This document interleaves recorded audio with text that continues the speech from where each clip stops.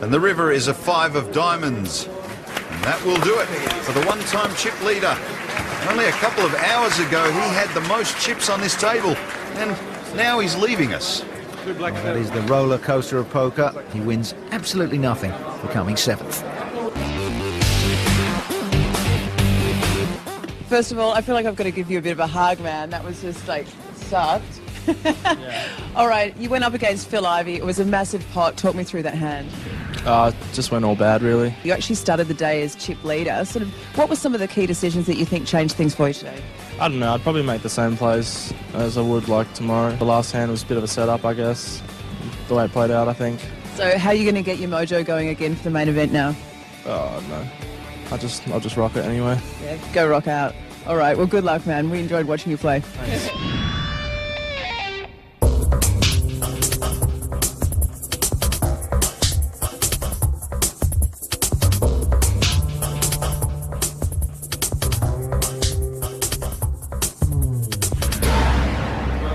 Blinds are up to 10 and 20,000. Barry Greenstein, the short stack at the table, who's fallen on very hard times, moves the rest of his chips in with Queen 10 offsuit.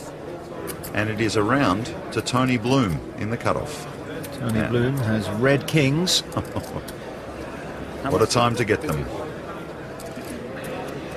He is eyeing up Barry Greenstein's chips like a hungry man staring in a cake shop window. Well, he is raising to isolate. He must have thought about calling, perhaps, to try and trap Dan Shack or Tony G, but instead, electing to raise Tony G. Passing with great reluctance the 9-10 of spades. He'll probably be quite happy when he sees what Tony Bloom turns over. Well, it's kind of ironic. Tony was the one that hurt Barry the most with that jacks on king's hand where Tony outdrew him, and now Barry's already pulled his book out.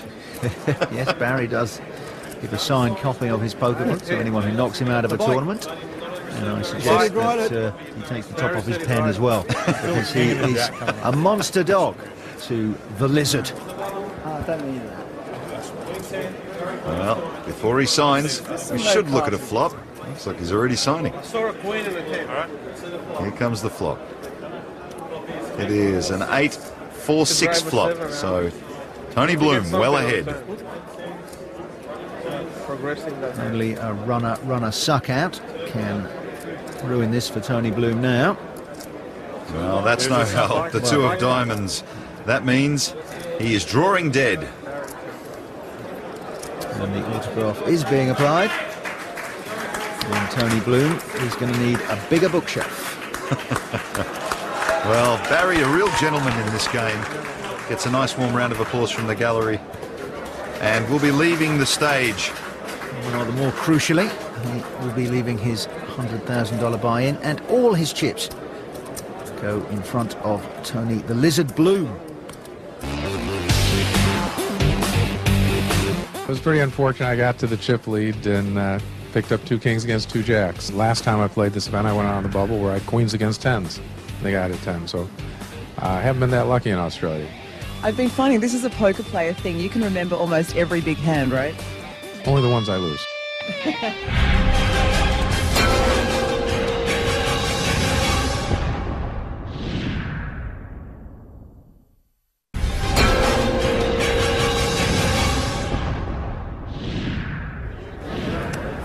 5-handed now, and the good news is that everyone's in the money, although 5th place, essentially you only get your $100,000 back. Tony Bloom, wearing a shirt that would do a magician proud, has picked up 7 jack offsuit. 45,000. And he raises to 45,000. Bit of a move. Tony G wants nothing to do with it. And we're round to another man in a colourful shirt. This one looks like several birds of paradise have accidentally crashed into it. Bill Giordano has got pocket sixes. And he makes the call, so Billy, bit of a sentimental favourite here amongst the gallery. Look at that. Tony Bloom took a risk with the Jack-7, and it has paid off a massive dividend. How will he play this now? Well, Billy checked to him, so he checks. So he's going to try and trap Billy here. Play them slow. Oh, the turn. The 7 of hearts. Tony Bloom fills out. He's got a house. And once again, it is checked to him.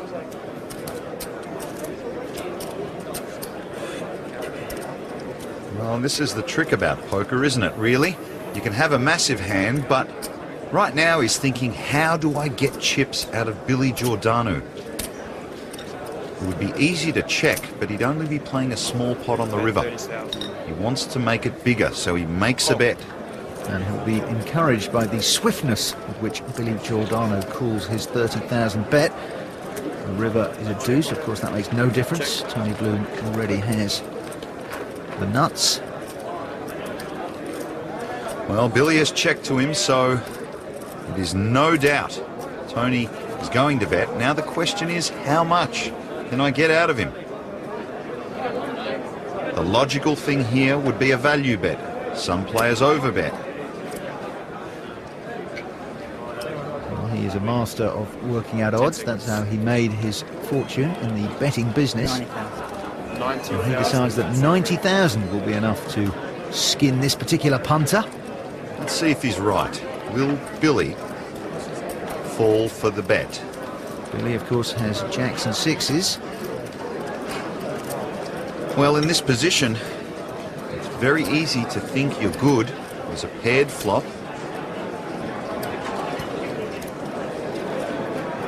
Tony Bloom bet the turn, which was a second heart, but the river didn't make the flush. That's one possibility. And Billy being counted down by the dealer. And he decides to let the time run out and have his hand mucked. So that is the right decision by Billy. And Tony Bloom rakes in 160,000 very welcome chips. Lines at 10 and 20,000, a full gallery. Studio 3 here at Crown, watching the biggest buy-in tournament in the world, the $100,000 challenge. Tony G under the gun has just raised to 70,000 with pocket tens. Folds around to former Aussie Millions champ Tony Bloom, takes a peek and decides not to get involved this time. And he's re-raised all in, and Tony quickly calls. So Dan Shack with his ace-king versus Tony G with his pocket tens. This is the classic Hold'em confrontation, the underpair against the overcards. All down to who the gods favour. Well, Tony G surprisingly quiet in this hand, and we know that's very unusual. I'm sure if he wins it, there'll be a little bit of a racket. We saw some dancing from him earlier, but no dancing now. Well, he's been massively outflopped. Dan Shack, top two pair, ace-king 5. Tony G looking a bit glum. But the turn card, of course, can reverse his fortunes. And the turn, a jack of clubs, that gives him more outs. Any 10 or any queen now would keep Tony G in this tournament. Otherwise, he is going to be out on his bike. All down to this river card. And the river is a 3 of hearts, so we will lose Tony G in 5th place. Fortunately for Tony, he gets $100,000 back. Everybody else at the table now is guaranteed a clear profit. And Dan Shack has just upped his chances of taking down that $1.2 million first prize. Let's go to that last hand against Dan Shack. You went all in. Tell me about what happened in that hand. I had 2 10s and he had ace-king, and there was an ace-king on the flop and no 10. So, yeah, what happens then, you get biked when that happens. So Dan Shack biked me, and, yeah, I'm happy camper to be biked and moving on.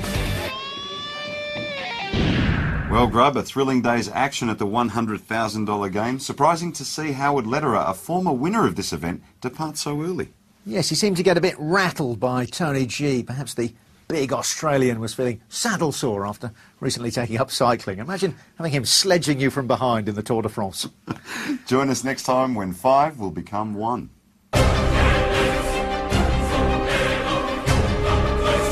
Dan Shack makes a really aggressive play on Tony Bloom.